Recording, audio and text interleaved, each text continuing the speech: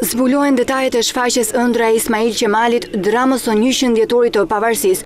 Në një konferencë për shtyp drejtori i teatrit Kristaq Skrami, autori i veprës Bashkim Kozeli, regjizori Spiro Duni dhe kasti i aktorëve kanë dhënë detaje të surprizave që do të sjellë drama e cila do të bëjë jehon në skenën e teatrit në kuadër të 100 vjetorit të pavarësisë. Ky rrëfim dramatik tregon çaste nga jeta e Ismail Qemalit para pavarësisë, të cilët gërshetohen më pas me vegime dhe përplasen me disa figura të shquara. Sipas drejtorit Skrami, kjo shfaqje ashtu si edhe figura historike janë një kontribut për politikën e vendit. Duke patur parasysh dhe kastën e aktorëve, të cilët përbëjnë thelbin dhe grupin e punës për realizimin e kësaj premiere, unë do të thosha që do të kemi pa diskutim një shfaqje dinjitoze.